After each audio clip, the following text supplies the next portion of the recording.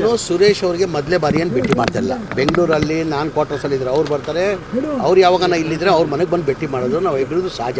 ತಿಂಗಳಿಗೆ 4 ಸತಿ ಭೇಟಿ ಮಾಡ್ತೀವಿ ನಾವು. ಎಷ್ಟು? ತಿಂಗಳಿಗೆ 4 ಸತಿ. ನೀವು ನೋಡಿರ್ಬೋದು ಭಾಳ ಸತಿ. ಅವ್ರು ನನ್ನ ಫೋನ್ ಮಾಡ್ತಾರೆ, ಅವ್ರು ಕ್ವಾರ್ಟರ್ಸಲ್ಲಿ ಇದ್ರೆ ಕ್ವಾರ್ಟರ್ಸ್ಗೆ ಬರ್ತಾರೆ, ಇಲ್ಲ ನಾನು ಇವ್ರ ಮನೇಲಿದ್ರೆ ನಾನು ಬರ್ತೀನಿ. ಅದು ಮಾಮೂಲಿ. ನಮ್ದು ಇಬ್ಬರು ಸ್ನೇಹಿತ ಇವತ್ತಿಂದ ಇಲ್ಲ, ಭಾಳ ವರ್ಷದಿಂದ ಇರೋದು ನಾವು. ಏನು ಚರ್ಚೆ ಇಲ್ಲ ಸರ್, ನಾವು ಇಬ್ಬರು ಸ್ನೇಹಿತರು. ಪರಿಷತ್ ಎಲೆಕ್ಷನ್ ಬೇರೆ ನಡೀತಾ ಇದೆ ಸರ್.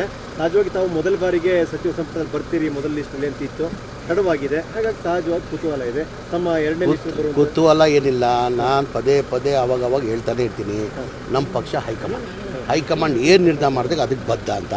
ಫಸ್ಟ್ ಲಿಸ್ಟಲ್ಲಿ ಮಾಡ್ತಾರಂತ ನಿರೀಕ್ಷೆ ಇಟ್ಕೊಂಡಿದೆ, ಸೆಕೆಂಡ್ ಲಿಸ್ಟಲ್ಲೂ ಮಾಡ್ತೀನಿ ಅಂತ ನಿರೀಕ್ಷೆ ಇಟ್ಕೊಂಡಿದ್ದೀನಿ. ಮಾಡಿಲ್ಲ ಅಂದರೂ ನನಗೇನು ಸಮಸ್ಯೆ ಇಲ್ಲ, ತೊಂದರೆ ಇಲ್ಲ. ಏನಕ್ಕೆ ಪ್ರೊಟೆಸ್ಟ್ ನಾನು ಅಭಿಮಾನಿಗಳು ಮಾಡ್ತಾರೆ, ನಾನು ಮಾಡ್ತಾಯಿದ್ದೀನಿ. ಈಗ ನಾನು ಕೇಳ್ತಾ ಇದ್ದೀನಿ, ನಾನು ಮಂತ್ರಿ ಮಾಡಿ ಅಂತ ಮಾಧ್ಯಮದಲ್ಲಿ ಕೇಳ್ತಾ ಇದ್ದೀನಿ.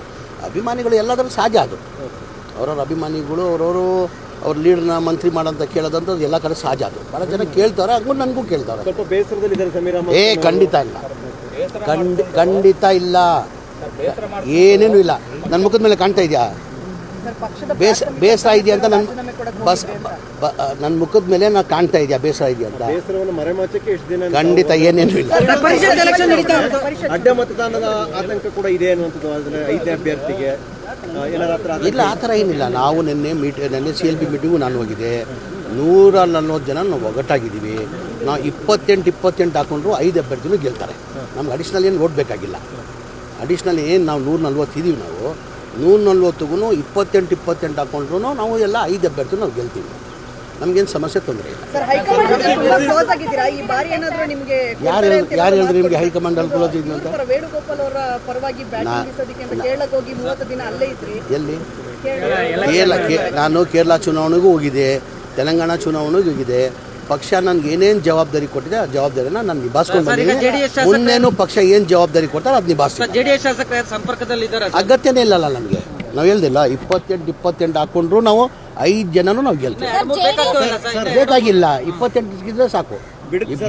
ಟೌನ್ಶಿಪ್ ವಿಚಾರದಲ್ಲಿ ಸಾಕಷ್ಟು ಜಟಾಪಟಿ ನಡೆದಿದೆ. ಕುಮಾರಸ್ವಾಮಿ ಅವರು ಸರ್ಕಾರದ ವಿರುದ್ಧ ಈಗ ಟೌನ್ಶಿಪ್ ಮಾಡಬೇಕಂತ ಶುರು ಮಾಡಿದೆ, ಚಾಲನೆ ಕೊಟ್ಟಿದ್ದೆ ಕುಮಾರಸ್ವಾಮಿ ಅವರು. ತಮಗೆಲ್ಲ ಗೊತ್ತಿದೆ. 2006ರಲ್ಲಿ ಆವಾಗಲೂ ನಾನು ಮಂತ್ರಿ ಆಗಿದ್ದೆ. ಇದು ಚಾಲನೆ ಕೊಟ್ಟಿದ್ಯಾರು? ಕುಮಾರಸ್ವಾಮಿ ತಾನೆ. ಈ ಟೌನ್ಶಿಪ್ ಆಗಬೇಕು ಬಿಡದಿಲ್ಲ ಅಂತ ಶುರು ಮಾಡಿದ್ದು ಚಾಲನೆ ಕೊಟ್ಟಿದ್ದೆ ಕುಮಾರಸ್ವಾಮಿ ಅವರು. ಅವ್ರ ಟೈಮಲ್ಲೇ ತಾನೆ 2000 ಮಾಡ್ತಾ ಇದ್ದಾರೆ ಸರ್. ಈ ವಿರೋಧ ಅಂದರೆ ಅವ್ರು ಸಹಿಸ್ಕೊಳಕ್ಕಾಗ್ತಾಯಿಲ್ಲ. ಒಳ್ಳೆ ಕೆಲಸ ಆಗ್ತಾಯಿದೆ, ಸಹಿಸ್ಕೊಳಕ್ಕಾಗ್ತಾಯಿಲ್ಲ. ರೈತರಿಗೆ ಅನುಕೂಲ ಆಗಿಬಿಡ್ತಾರೆ, ರೈತರೆಲ್ಲ ಶ್ರೀಮಂತರು ಆಗಿಬಿಡ್ತಾರೆ. ಅವ್ರಿಗೇನು ರೈತರಾಗೇ ಇರಬೇಕು, ಶ್ರೀಮಂತರು ಆಗಬಾರ್ದಂತ.